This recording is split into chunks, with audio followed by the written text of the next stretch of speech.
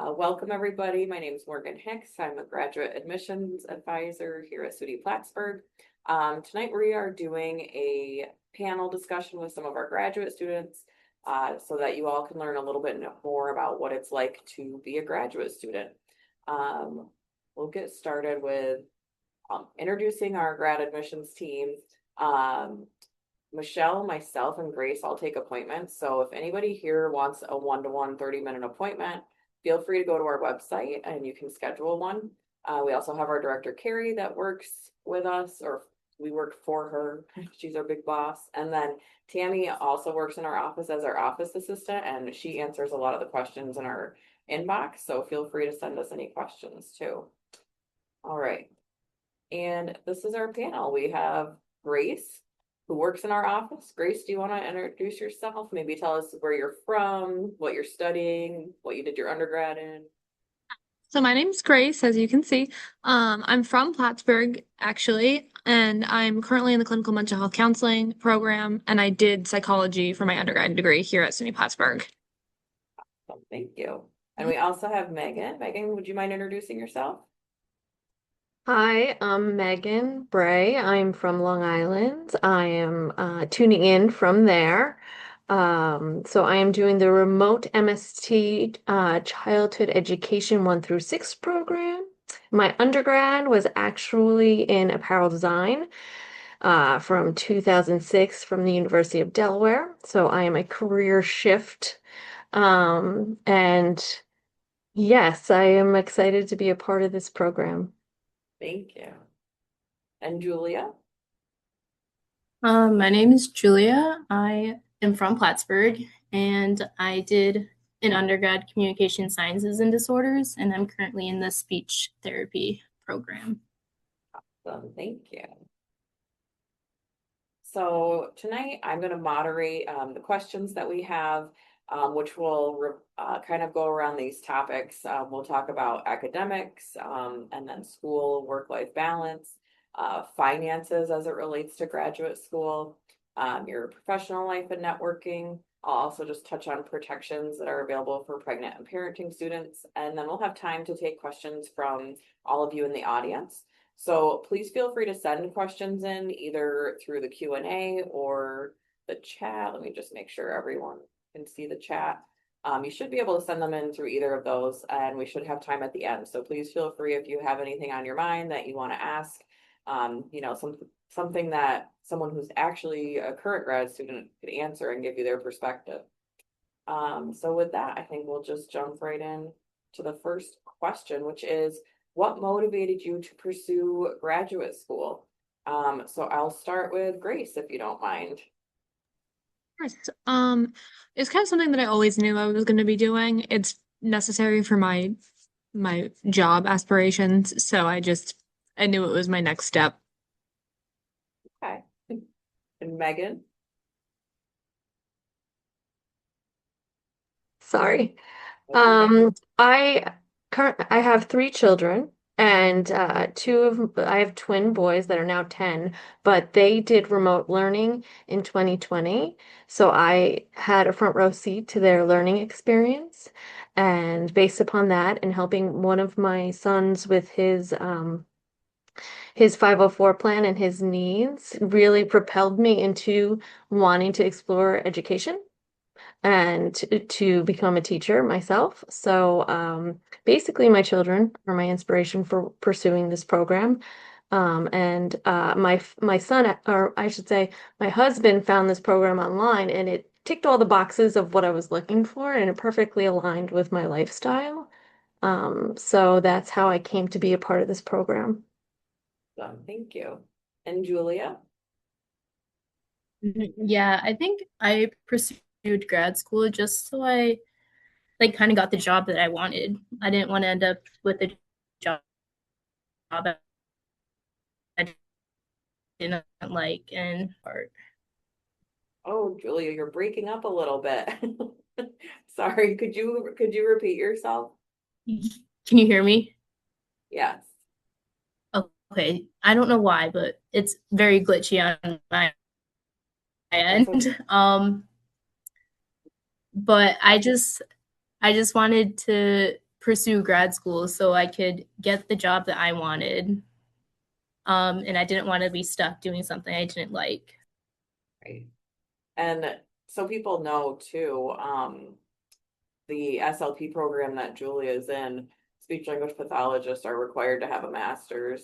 And it's same with Megan's program. Teachers in New York State, you can start teaching with a bachelor's, but you do need to eventually get a master's within 5 years of starting teaching, or you can get your master's and then go into teaching. But so it is important to note that sometimes people are in grad school because the job that they're looking for requires that master's.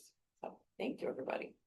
Okay, question 2 is, what does a typical day look like for you as a grad student? I know it can vary sometimes from day to day, but we'll have everyone take a turn talking about what that's like. Grace, I'll start with you again. Yeah, like you said, it's kind of dependent on the day and the semester, realistically, for me. But on average, I work anywhere from 4 to 5 hours a day, and then I have 1 to 2 classes a day, and each class is around 3 hours, like 2 hours and 45 minutes. So, I pretty much work in the morning most days, and then I have like a little 2 hour break in between, and then I go to my class at night, and that's average for me for the semester, but it'll be a little bit different per semester that I'm in, depending on what classes I'm taking and if I'm doing internship or anything like that. So yeah. And so everyone knows too, I know we mentioned that Grace works in our office, but she does 20 hours a week with us on top of her studies. So Megan, can you tell us what a typical day looks like for you right now as a graduate student? Yes, my day, again, it varies depending on the workload, but it's an asynchronous program, so most professors align the work on Monday and they outline the module materials on a Monday, and then you have the week to perform all the necessary tasks and learning and doing the learning throughout the week. So you're able to pace yourself. So depending on what the work schedule is like, what my kid's schedule is like, I'm able to plan how I execute my tasks and activities according to what needs to be done by the deadline. So I do I'm a type A personality, so I like to look at what all my end goals are and my tasks, and then I plan my week accordingly. Um, if I'm going to a doctor's appointment, sometimes I will print my materials that I have to read and take them with me. Same for practices. If I'm sitting at a practice, I'll bring work with me. So again, it depends on the week and the workload, but you're able to plan what you need to do around your existing job and if you have children. So I love the way it's set up because you can do what you need to do to achieve your goal. And Megan, do you work right now as well, or are you studying full time? What does that look like for you? I'm taking 2 courses right now, so 9 credits total. One of which is an observational course where I will have to do early field placement, which begins in April and is for 4 weeks. So because I'm taking an observational course that has an observational requirement, I'm substitute teaching at a local preschool because I didn't want to commit to them full time, knowing that I would need 4 weeks to be in an elementary school classroom. So I do sub occasionally, but I do not have a full-time job because of that Okay. aspect. I think there's a lot of people in the MST programs that substitute or might work as aides or TAs in a school district. So that's nice Yes. that you're able to do that. Yes. Okay, and Julia, what does a typical day look like for you this semester? I moved locations, so hopefully this is better. I saw you But with my specific program, the first semester you get clients. So I usually start my day around 8 a.m. working or meeting with the supervisor. And then we have clients throughout the day. Right now I have 6 clinical assignments. So it's different every day, but I'm pretty much in Sibley for like 10 hours, but I do get breaks, lots of them. So we'll have night classes, typically 5 to 8, Monday through Thursday. I have hospital on Wednesdays, so my one of my clinical assignments is spending from 9:30 to 3:30 at the hospital. And then on Mondays, Tuesdays, and Thursdays, I'll have clients before class usually for about an hour or two. And then the rest of the time, I usually prep or do homework. Awesome. Thank you. Okay, question 3. What surprised you the most about graduate school once you actually started? And we'll start with Grace again. I'll just keep doing the same order to keep it easy. Perfect. Yeah. I think what surprised me the most is having a group of people who was kind of in the same place as you, school wise. I feel like a lot of time in my undergrad, every class was kind of a little bit of a mix of people within the class of what they were studying, what they were intending on doing, for schedule wise, where they were within their program itself. And it just with having a cohort, we're just so close, to each other, and we have like all of our classes together. And it's just nice to have that kind of community. So I was a little surprised on how fast we kind of all just kind of started talking to each other. And we always go to each other for questions about like different kind of opportunities, around town to get more exposure and things like that. So yeah, I was really surprised to have people who were so motivated and in the same spot as me. Nice. And Megan, what surprised you the most about grad school? Probably number one was, wow, I could actually do this. Like it just seemed like for me, after I became a mom and I left the design industry because I was working in Manhattan, and then going back to school, I thought, wow, that's just a pipe dream. I don't know if I could accomplish that. But once I got involved and started, I was just I mean, I was taken away by how much I loved it and how much I am thrilled that I'm actually doing it. And like Grace said, there is still a sense of community even though I'm remote. I have yet to meet anyone in person, but there is this community in a sense that we're all trying to achieve the same goal. We're all working together. I have group chats with some now friends, asking questions or picking their brain or getting their opinion. So it is more of a collaborative effort, even though it is individualized for my specific needs at home. But you do have a sense of community, and the professors are so wonderful. They're so eager to help and guide, and they respond so efficiently and quickly that there are no hiccups with me being so far away from Plattsburgh.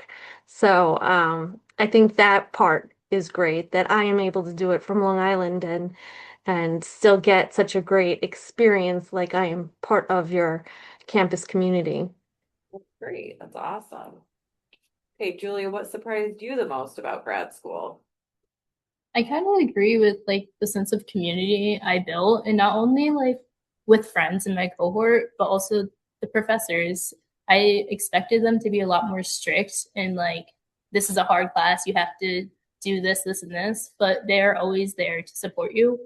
And like, I've never met a professor that was like, I'm going to try to trick you. And like, it's just, you expect them to be like, this is a hard class, you're going to have to put all of your time into it, but they understand, they were in our spots. That's good. That's great. I like that. Okay. So this question is about living situation. So, um, we know Megan is living down in Long Island, but can each of you tell us about your living situation? Do you live on campus or off? Did you need to relocate? Do you have a commute? Grace, we'll start with you. Yeah, so I live off campus. I didn't need to relocate because I'm from Plattsburgh. So it was a pretty easy transition for me personally. So no commute, no relocating, and I do live off campus, but I don't have a license, so I do live close enough to walk to campus, and it's a pretty walkable, campus in general. So I feel like if you do live kind of close and you don't have driving ability, it is still manageable for sure. And Megan. Yes, I'm at home on Long Island. My husband and I moved into my childhood home, so it feels very like full circle for me. Both my parents were educators, now retired. So it feels I don't know, like a full circle moment. So yes, I do live at home, my three kids, my husband.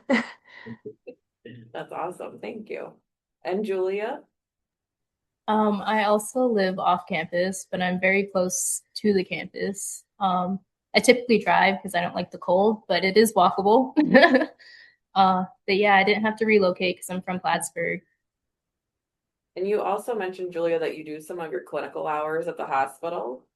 Yeah. And the hospital is really close to campus as well, right? Yes, it is. And I do have opportunities where, like, since I am able to drive for clinic, I can drive to other locations once they're offered to me. Awesome. Okay, so this question is asking, why did you choose this graduate program, specifically at SUNY Plattsburgh over others? So if any of you kind of like applied or looked at other places, can you tell us, or even if you didn't, maybe you just were like, I'm just going to Plattsburgh and but tell us about why you chose this specific program over any of the others that you might have looked into. So we'll start with Grace again. Yeah, I feel like it was a lot of different factors for me. I didn't really want to have to relocate somewhere else. I was comfortable where I was. I really enjoyed my undergrad here. And one of the main reasons that I picked this graduate program is because of the small class sizes. That was really important to me. I just feel like you get to know your cohort so much better, and on top of that, you get so much more comfortable with the professors, and they're very easy to approach, especially since you're having these classes with them so close. You just end up developing relationships pretty fast and naturally, and that's what I was looking for. Megan? I looked into a few on Long Island, ones that I could do in-person instruction because I'm a very visual person. They're multimodal learning. So I thought I would need in-person instruction. My husband found this program through SUNY Plattsburgh and some other SUNY schools. Plattsburgh really ticked all of my boxes in terms of the program itself is geared towards someone who may be a career shift or a career change, which I have an undergrad. I have a Bachelor of Science in apparel design. So it is geared to those who may not have an undergrad in education and are interested in pursuing. So it covers all of the bases since I did not have the undergrad in education. It covers the bases of getting me in line with getting certified and being able to become a teacher with the bachelor's that I do have. So it's a great program for those who may not have the background and are looking to, progress. Right, thanks. Hmm. And Julia, what made you choose Plattsburgh over any other programs you looked at? Um, the first reason was the professors. So most of my undergrad professors are the professors I have for grad school, and I really enjoyed having them, and they're very approachable. Also the cost, really, the cost of SUNY Plattsburgh is significantly less compared to some other schools. So that was a pretty big factor. And I was also from here, so I was comfortable here. Awesome, thank you. Okay, so our next question is, how have you found the social scene at graduate school? Have you been able to build a strong support network, and how do you manage your school life balance? I feel like we've kind of touched on this a little bit because you've all mentioned, getting to know people in your cohort, but maybe talk a little bit more about anything that you've done outside of the classes, as far as social stuff. So Grace, would you want to start? Yeah, so being the graduate assistant as well, we do run graduate events, and those have been really fun to get to know other people from different programs as well. So I feel like that's been super helpful in building like a support network within the school. And also, like I said earlier, our cohort is actually just like a pretty close-knit group of friends too at this point. And so we all started hanging out outside of class together, and now we do weekly Thursday karaoke as a cohort most times. So just different things like that to get to know each other better and to kind of manage stress as a group and everything. And yeah, I just try to make time for my friends as well from outside of the program and everything. And Megan, I know it's gonna be a little different for you, but you also Mhm. mentioned having some connections that you've made.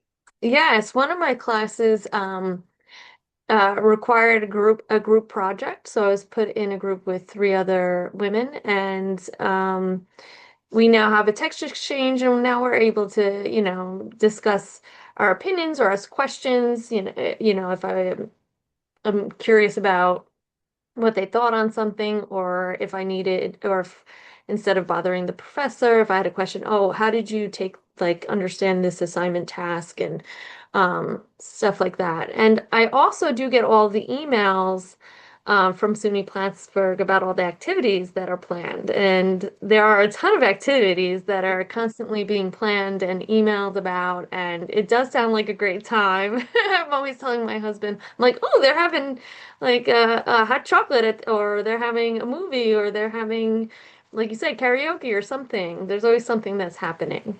And they make it well known, they email, so you can take advantage. You should definitely come up to Plattsburgh sometime, Megan, and see the Yes, campus. At I least, know. at least for commencement, when it's time for you to graduate, you should definitely Yes. come up. I'm planning on graduation, I think is 12/12. Mhm. And I'll be student teaching in the fall, and then I'll be graduating after that. So maybe we'll make a winter trip up there, although winter is harsh. It is. You It never is. know when a blizzard will strike, so. But I They would love to make it up there. Yeah. Yeah, and they would probably let you walk in the spring too if you wanted to. I don't think you have, Hmm. you should check, but I don't think you have to walk at the December one if you graduate in December. I'm pretty sure you could still walk in the spring. So, Oh, but I might either prefer way, the spring. Yeah. well, it's a little more predictable as far as being able to get up here, I would think. Yes. Yes. And then dragging my kids with me too. They might not like the frigid temperatures. All right, Julia, can you tell us about what you think about the social scene in grad school? So I definitely found like my group of friends within my cohort because our cohort is small, but it is the biggest one we've had in a long time. So it's 25-ish of us. So I found my group, but I have gone to every single graduate event. And my friends don't typically go, and I've been able to connect with other grad school students that I haven't met, which has been a really good place to kind of just chit chat and like see how their program is compared to mine, and it's just a nice way. Awesome. Thank you. Okay, question 7. A lot of our programs have either a practicum, an internship, student teaching. If you've had a practicum or internship experience, can you please tell us about it? So we'll start with Grace again. Practicum is next semester for me, and then internship is a year from now from where I'm at. But we do still have experience. We do like practice labs with our cohort members that we get assigned to, and we practice different skills, and we do different labs like for a whole kind of from start to finish on how a normal counseling session would go. We do practice all of that. So you're still getting exposure to it, even though you're not working with real clients yet, but we will within our second year of the. Do you guys practice first with each other before you Yeah, use the skills on some real clients? That makes sense. exactly. Okay, and Megan?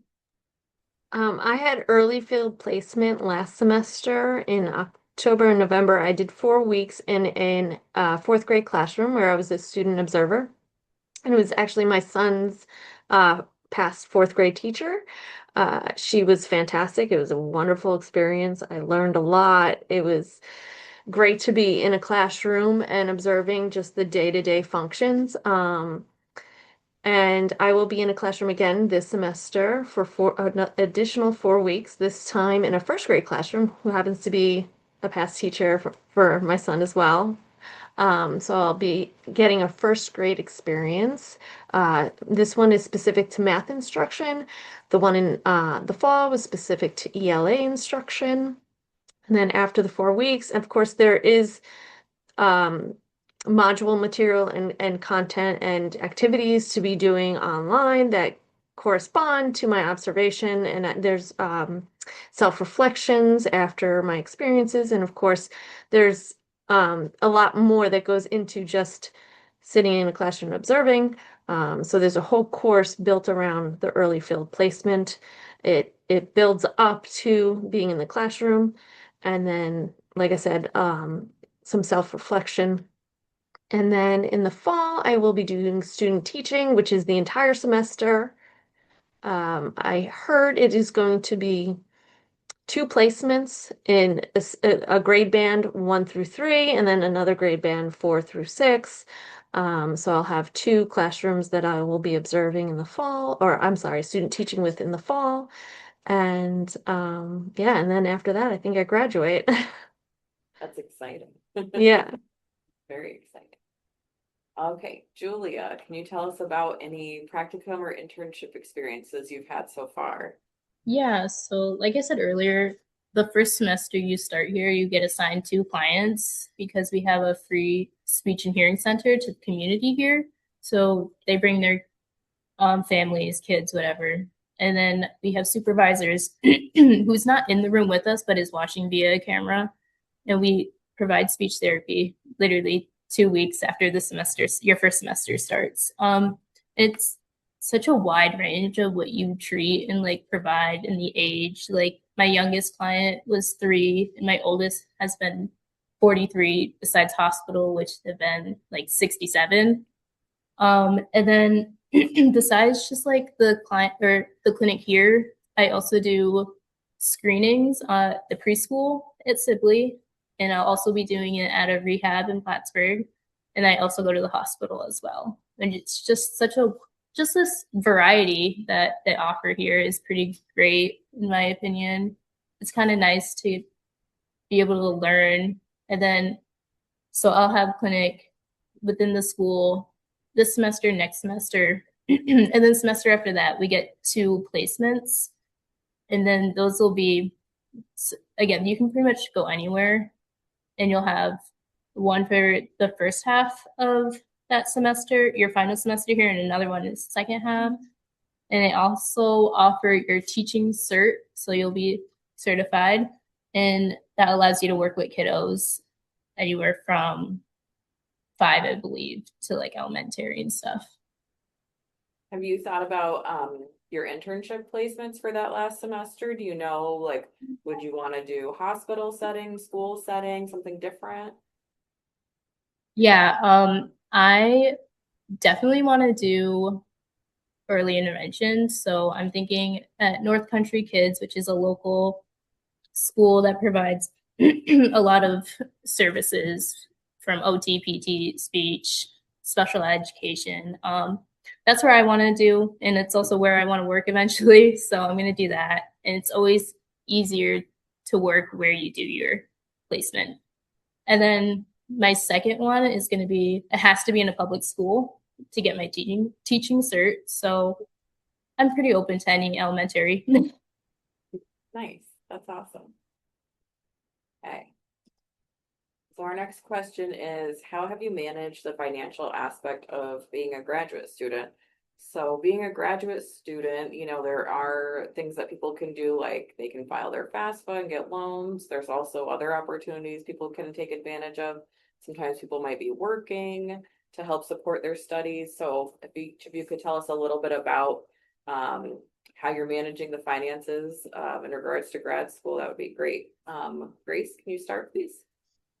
So being the graduate assistant, that is an assistantship that we offer, and we have plenty others as well, but that is helping me pay for my graduate school. Like you said, Morgan, I work 20 hours a week in the admissions office, and then that covers 100% of my tuition. And then I just have to pay like general mandatory fees that are attached, and then textbooks and such. So that's been a super big help to being able to afford grad school. And on top of that, I do have a second job that I work very occasionally, but I do work at the mall as well just to get a little extra money, but we do still get a stipend where I get about 330 to 340 biweekly for being a grad assistant. So it's been a great opportunity for me. Megan? Yes, I was taking mostly one class at a time, and I was doing it slowly, so I was able to pay out of pocket. I'm mostly dipped into my savings account. And I was working full time at the preschool last year, and doing one class at a time, just 3 credits, allowed me to space out the payments.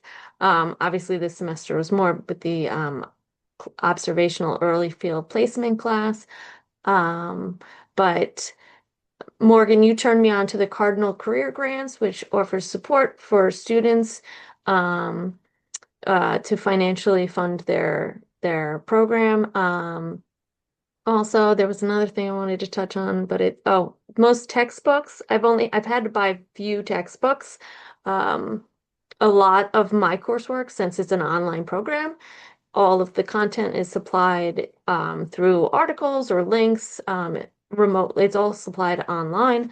Like I said, I maybe bought 2 textbooks in my entire so it wasn't much in terms of the textbook expense.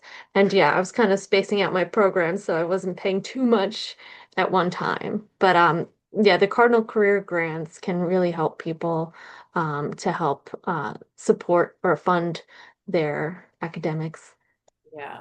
And the Cardinal Career Grants, I'll just mention, those are run through our Career Development Center.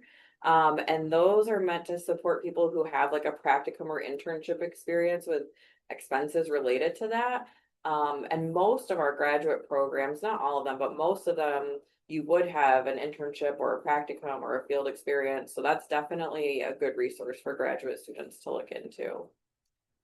Okay, and Julia, can you tell us a little bit about how you've managed the financial aspects of grad school? Yeah, so I have been taking out loans, but I use that loans mainly to pay for tuition, textbooks, and rent. So it gets me through a lot. And then I also work part-time at a daycare within Sibley. So that helps with just kind of anything I want to do for fun or have food, like outings for food. I have food. um, but yeah, so you like in grad school, you are able to work a part-time job, which is nice for the most part. Thank you. I think, is that our last question? No, we've got another one. Okay. So this question is asking, how inclusive and supportive does the department feel for different backgrounds? So if you could each share your perspective on that, Grace.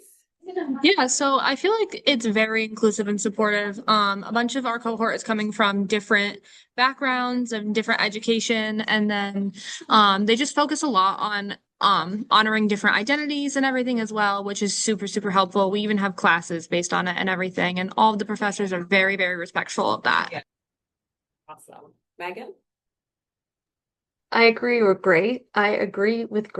It's very inclusive and supportive, and in education, we're learning to be future teachers how to be inclusive and supportive ourselves, and how to create a welcoming and affirming environment for all different backgrounds, and how to build a classroom around the identities that exist in the room, so the students can feel seen and respected. And I think all of the professors have done the same virtually for us. We all feel seen, respected. I think it's been a fantastic experience and extremely supportive. Great. Okay, and Julia? I agree. I think all of my professors in every single class I've been in, we have talked about cultural backgrounds and ethics. Like it's very included within our class. It might not be like a separate topic, but it's always brought up. And the staff is just super supportive here. I thought that I was like shocked, honestly. I was like, I'm glad that they brought up even current issues, just like all cultural backgrounds and like how we as SLPs support it. Great. Yeah, and all three of the programs that you're in, clinical mental health counseling, education, speech pathology, it's all programs where you are going to be working with people, working with the public, and that ranges in like the ages that you'd be working with, different ethnic backgrounds, cultural backgrounds, working with families. So that's great to hear that you all feel that your departments have been supportive of that. Okay, so This slide I'm just sharing for informational purposes. Students, both graduate and undergraduate students do have protections, who are parenting or pregnant students. So if there's anything that anyone needs as far as accommodations due to being a parent or pregnant, please feel free to reach out to our Title IX coordinator, Kim Erland. Her email address is there. She can help you navigate some of those things if needed. But we just like to mention that because it is something that, does come up for graduate students. And then lastly, we can take some questions. I haven't seen any questions come in, but if anybody has one, please feel free to put them in the chat or in our Q&A. We definitely have time. We could take some if anybody wants to ask anything. Wait a minute. Does anyone on our panel want to add anything about graduate school? About how your experience overall is going or anything? Or any advice maybe? I can give some advice. I would say read as much as you can, but also learn how to skim because you're gonna have so much reading to do. But it's worth noting to learn how to skim because I struggle with that. That's a good one, Grace. Megan or Julia have any advice? I think the best advice I could give is to become a planner, like plan your day, come up with a schedule. You need to give your own, you need to give yourself an itinerary and um oh because there's a lot going on in everyone's life. Everyone has wears multiple hats. So I think I guess one of my strong suits is being able to find time to get the work done. Like I said, to find time in the doctor's appointment, find time at practice, find time when you're waiting for something, bring your work with you, bring your laptop, print out the material. You can find time in those moments that are typically wasted. Like when you're in a doctor's appointment, what are you doing? You're sitting on your phone, you're scrolling, you're probably doom scrolling. Instead of doing that, bring something to read. So finding those little moments to get your work done so it doesn't feel like such a burden, like I have this task to do, because you're breaking it up into digestible chunks. Good advice. Julia, do you have any advice you want to share?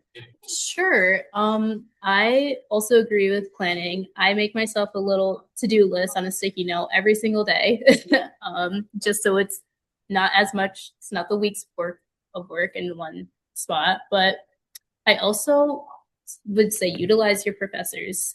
I feel like I've never been in my professors' offices more than I have in grad school.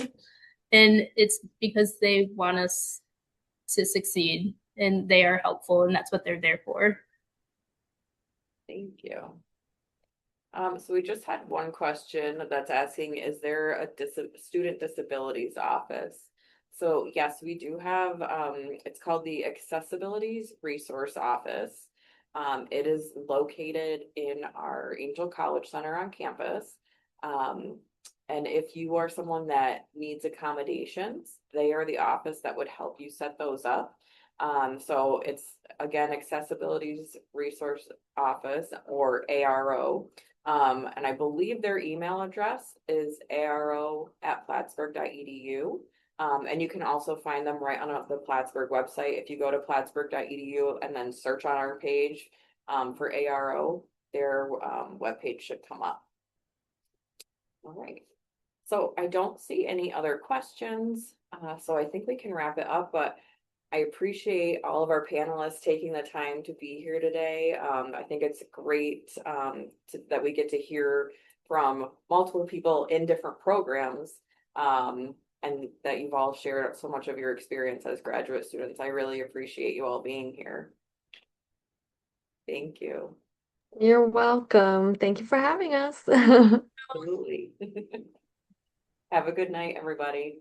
You too. Bye.